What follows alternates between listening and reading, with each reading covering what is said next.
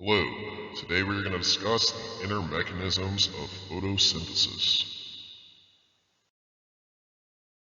So, the main parts of photosynthesis. There is a light-dependent phase and a light-independent phase. So in the light-dependent phase, light is present, light energy is captured and converted into chemical energy, and it is utilizing the electron transport chain. In the light-independent phase, light is not present. Molecules formed during the light-dependent phase are used to make glucose, and we are utilizing the Calvin cycle. Okay, so naturally photosynthesis occurs in the chloroplast, just like cellular respiration occurs in mitochondria. So chloroplasts contain thylakoids. Inside thylakoids there are light-absorbing colored molecules known as pigments. Different pigments absorb different wavelengths of light.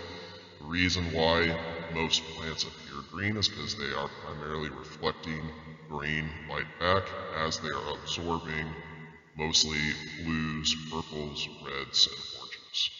And you can see that in that light spectrum image there. The absorption of light is the first step in photosynthesis. Once light energy is captured, two energy storage molecules, ATP and NADPH, are produced. And in that diagram below, you can also see the thylakoids. Okay, the electron transport chain. So, the thylakoid membrane has a large surface area, providing space for many electron transport molecules and two types of protein complexes called photosystems. The photosystem is a biochemical mechanism in plants by which chlorophyll absorbs light energy for photosynthesis. There are two such mechanisms, photosystems 1 and 2, involving different chlorophyll protein complexes. When you're studying, it's interesting because in this process, photosystem 2 happens before photosystem 1, so it's kind of like backwards there, so that's just something to keep in mind. But anyways, going back to our bullets now, so the second bullet, light energy excites electrons in photosystem 2 and causes a water molecule to split, that is known as chemiosmosis. The excited electrons move from photosystem 2 to an electron acceptor molecule. The electron acceptor molecule transfers the electrons along a series of electron carriers to photosystem 1. You can see that again in the diagram below.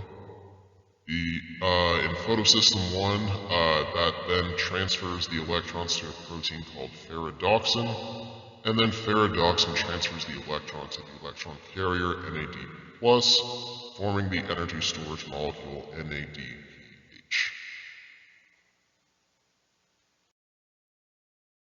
Okay, then we move on to the Calvin cycle. So CO2 molecules combine with the 5 carbon molecules to form 3-phosphoglycerate or 3-PGA. So CO2 molecules combine with a 5 carbon molecule, and that is known as carbon fixation. Chemical energy stored in ATP and NADPH is transferred to the 3-PGA to form glyceraldehyde 3-phosphate or G3P. Some G3P molecules leave the cycle to be used to produce glucose and other organic compounds. So if you watch the previous video, 2 G3Ps can be used to make a glucose, or glucose can be broken down into 2 G3Ps. There's 3 carbons in each G3P, 2 of them make 6 carbons, which is, again, glucose is a 6-carbon compound. So that's how all that relates to one another. Then carrying on throughout the cycle, an enzyme known as rubisco converts the remaining G3P molecules into 5 carbon molecules called ribulose 1,5-bisphosphates or RUBP. These molecules combine with the new CO2 and continue the cycle. So again, any remaining G3Ps not used for glucose are going to become this 5 carbon molecule, and that molecule is going to be used to combine with the new carbon dioxide introduced and carry on this whole cycle. Alright, here I have two GIFs. The left walks you through the electron transport chain and the Calvin cycle, while the right is just the Calvin cycle. But the GIF on the left is really informative and kind of lengthy, so I'm going to let that play through once, and then we will carry on to the next slide.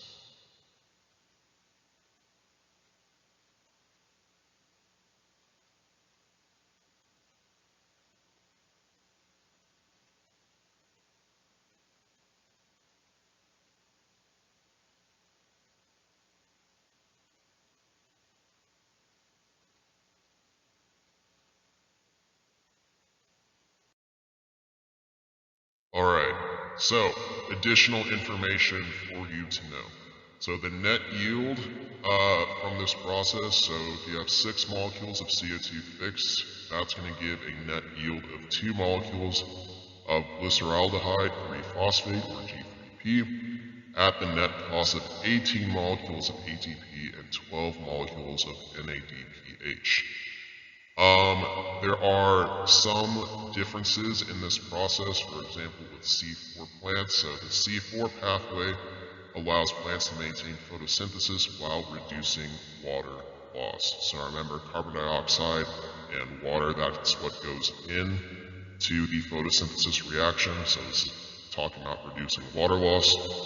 C4 plants have significant structural modification in the arrangement of cells within the leaves. And you can see that diagram there on the right. And then there's CAM plants. CAM stands for crassulacean acid metabolism. And they're usually desert plants, and you can again see that diagram over on the right. These plants collect CO2 at night and store it in organic compounds. Then during the day, the plants release CO2 from organic compounds for the light-dependent cycle of photosynthesis. So different ways of doing this same process. Thank you for watching. Please share and subscribe, and remember to spread